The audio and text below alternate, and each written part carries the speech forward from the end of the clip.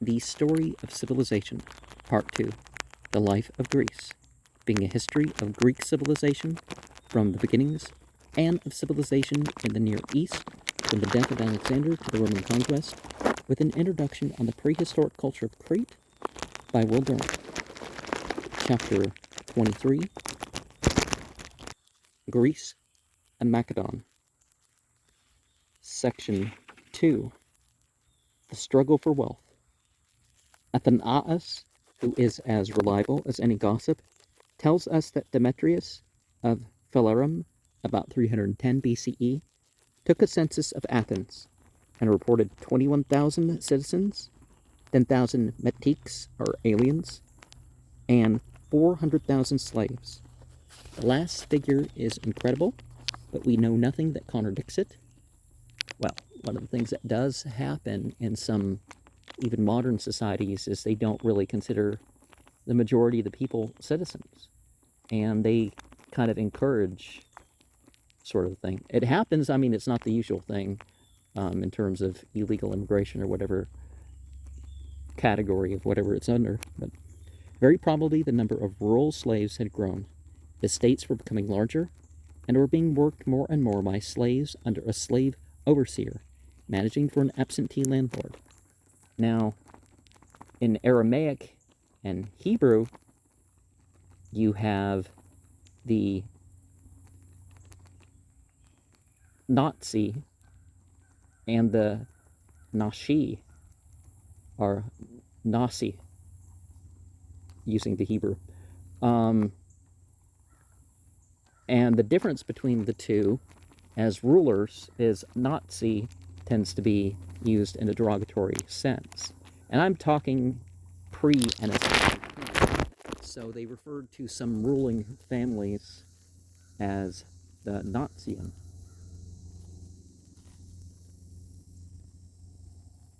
Under this system, a more scientific agriculture developed. Varro knew 50 Greek manuals of the art, but the processes of erosion and deforestation had already gutted much of the land. Even in the 4th century BCE, Plata had expressed the belief that rain and flood in the flow of time had carried away much of the arable surface of Attica. The surviving hills, in his metaphor, were a skeleton from which the flesh had been washed away. Many areas of Attica were, in the 3rd century, so denuded of topsoil that their ancient farms were abandoned. The forests of Greece were vanishing, and timber, like food, had to be brought in from abroad. The mines at Larium were worn out and almost deserted. Silver could be gotten more cheaply from Spain, and the gold mines of Thraca, which had once poured their wealth into Athens, now enriched the treasury and beautified the coinage of Macedon, while the source of a virile and independent citizenry was drying up in the villages. Industry and the class war were progressing in the towns. Small factories and the slaves in them were growing in number at Athens, as in all the larger cities of the Hellenistic world.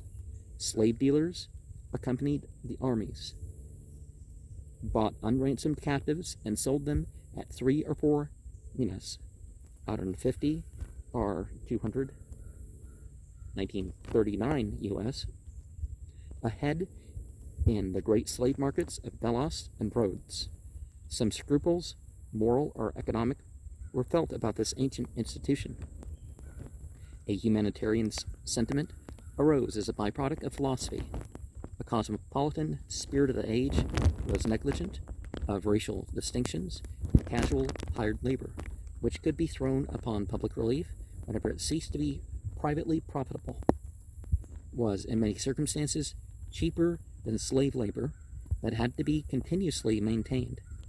Towards the close of this period, there was a substantial rise in manumissions. Commerce languished in the older cities, but flourished in the new. The Greek ports of Asia and Egypt grew at the expense of the Piraeus, and even on the mainland, it was Chalcis and Corinth that caught the swelling currents of Hellenistic trade.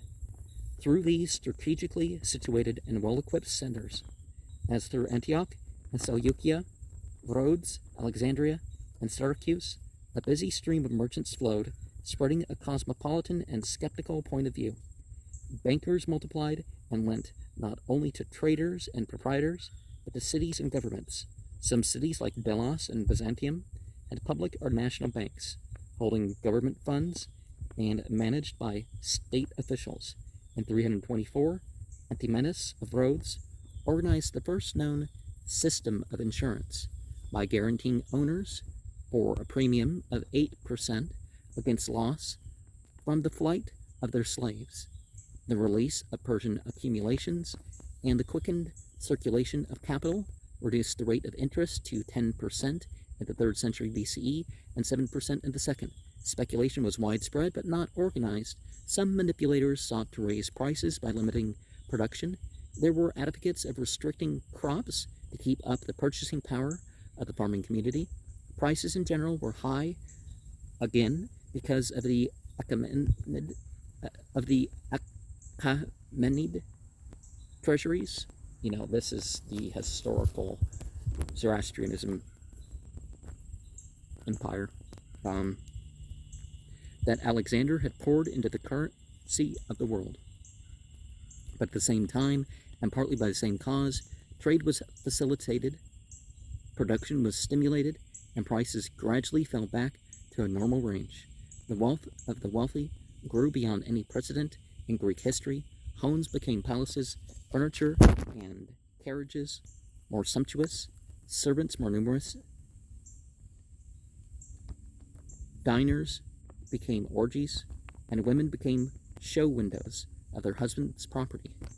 And I saw that too with this one guy, is that he, once he got himself a little bit of fame, and some money came with that, I'm not sure how much, it doesn't seem like he got a different house or anything like that,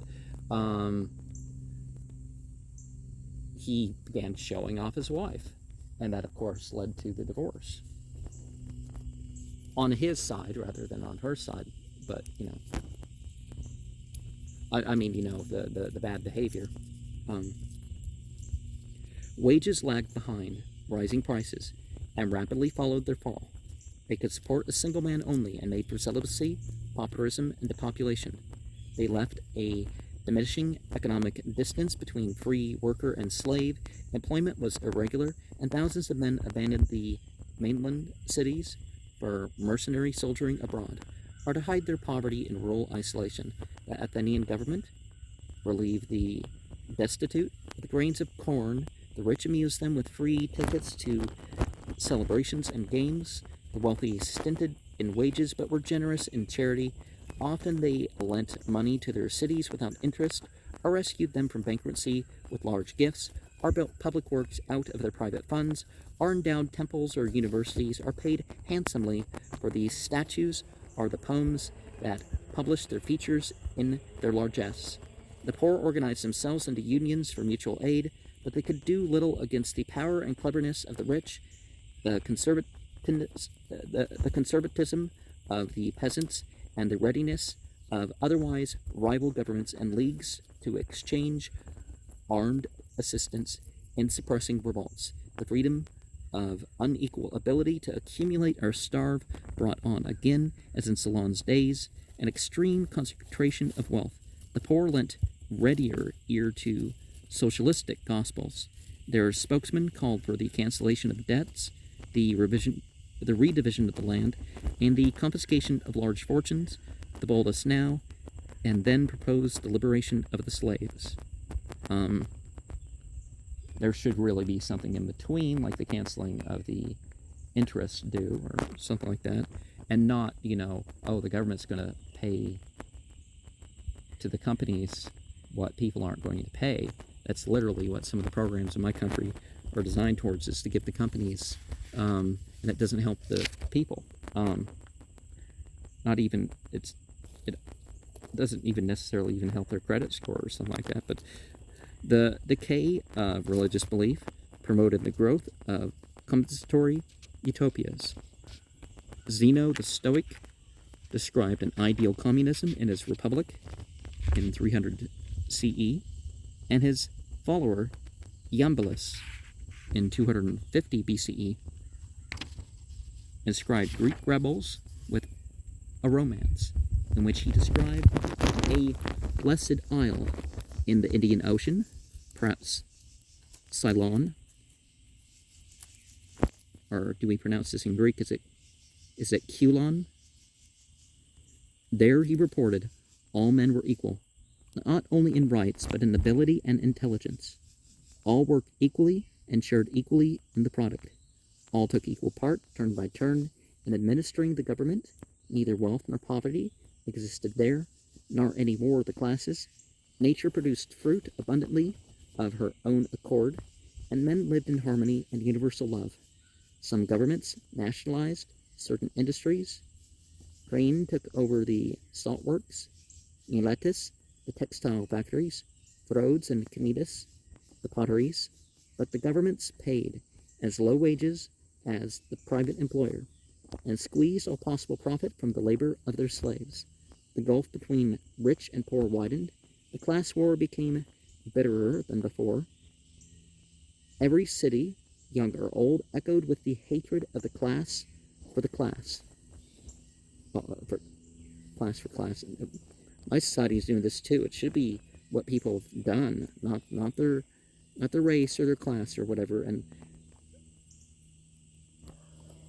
with uprisings, massacres, suppressions, banishments, and the destruction of the property and life. When one faction, one it exiled the other and confiscated its goods. When the exiles returned to power, they revenged themselves in kind and slaughtered their enemies. Imagine the stability of an economic system subject to such disturbations and disturbances. Some ancient Greek cities were so devastated by class strife that the industry and men fled from them. Grass grew in the streets, cattle came there to graze. Polybius, writing about 150 BCE, describes certain timeless phases of the war from the viewpoint of a rich conservative. When they, the radical leaders, have made the populace ready and greedy to receive bribes, the virtue of democracy is destroyed, and it is transformed into a government of violence and the strong hand.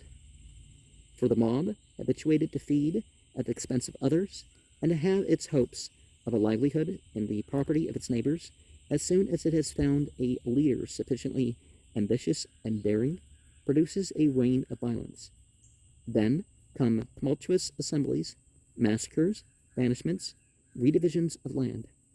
It was war and class war that weakened mainland Greece to the point of being easily overcome by Rome. The bitter ruthlessness of the victors, the destruction of crops, vineyards, and orchards, the razing of farmhouses, the selling of captives into slavery, ruined one locality after another, and left an empty shell for the ultimate enemy. A land so wasted by strife, by erosion, deforestation, and the listless tillage of impoverished tenants, our slaves, cannot compete with the alluvial plains of the Orontes, the Euphrates, the Tigris, and the Nile. The northern cities were no longer on the great routes of trade. They had lost their navies and could not control the sources and avenues of the grain supply that Athens and Sparta had mastered in their imperial days. The centers of power, even of literary and artistic creation, passed again to Asia and Egypt, from which 8,000 years before, Greece had humbly learned her letters and her arts. Because remember, the Slavics, the Slavic people is where you get the runes from. And the runes developed into the Greek alphabet and the Aramaic alphabet. Well, the Aramaic alphabet had a Egyptian influence too, so did their language. But yeah, it came through Kiev and stuff. I mean, like 26,000 BCE. I think there's older, but that's the oldest I can actually give a date for. In the Baltic states, you had runes. The same runes we got today.